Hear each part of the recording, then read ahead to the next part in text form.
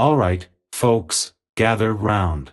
I've got a story on my hands that's straight out of a drama flick, only this time, I'm not the star of the show. Nope, the spotlight's on Andrew, an old buddy of mine.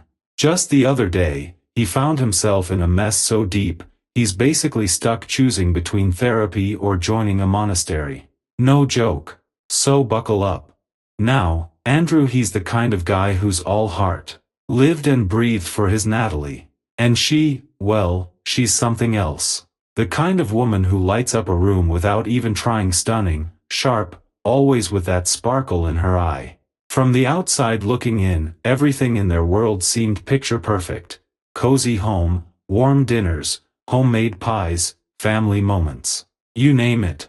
It was like a postcard life. But hey, even the prettiest postcards can hide a wrinkle or two.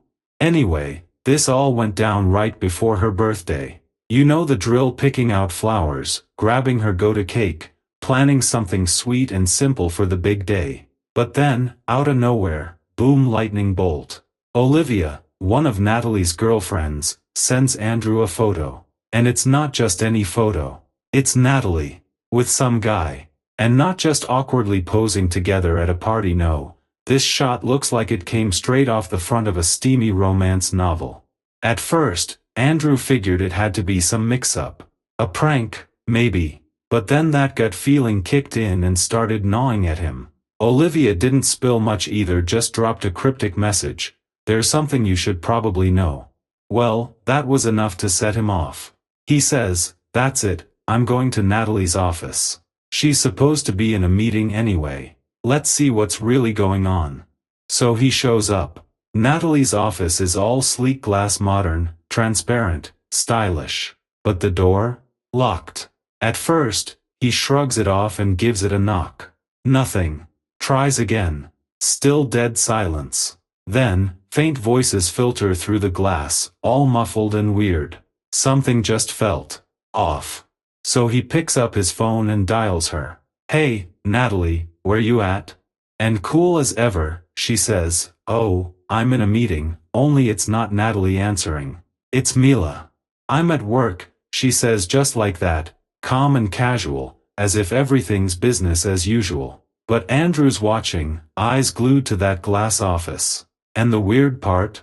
There's movement inside, shadows shifting, but no sign of Natalie anywhere. Not even a glimpse. You see where this is going? And that's it, something snaps. He stops thinking, stops second-guessing. Just grabs the door handle and gives it a good pull. Still locked. 1 minute ticks by. Maybe 2.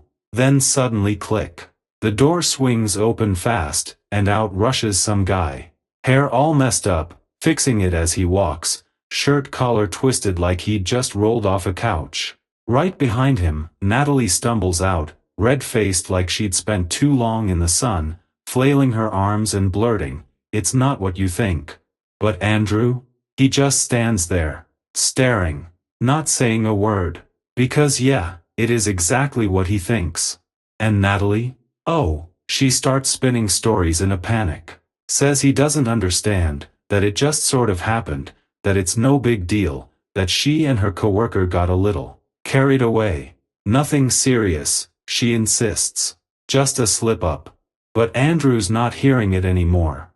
He cuts her off with just one quiet sentence. "I don't trust you anymore." And with that, he walks. And from there, it unravels fast. Papers are filed, divorce in motion. Natalie tries to claw her way back, blowing up his phone, showing up at his place, even baking that cherry pie with cinnamon he used to go nuts over. But let's be real, no amount of sugar can stick trust back together once it's cracked. "You did the right thing," I told him while he was spilling it all over coffee. Someone who crosses that line once, they won't even blink before crossing it again. So now, Andrew's flying solo, trying to stitch his life back together one day at a time. As for Natalie, from what I've seen on her social media, she's still smiling, still posting, still living it up. But who knows what's really going on behind the filters and captions. Anyway, here's a word of advice for all you fellas. If your lady says she's working late, maybe don't just take her word for it. Sometimes a little checking in goes a long way.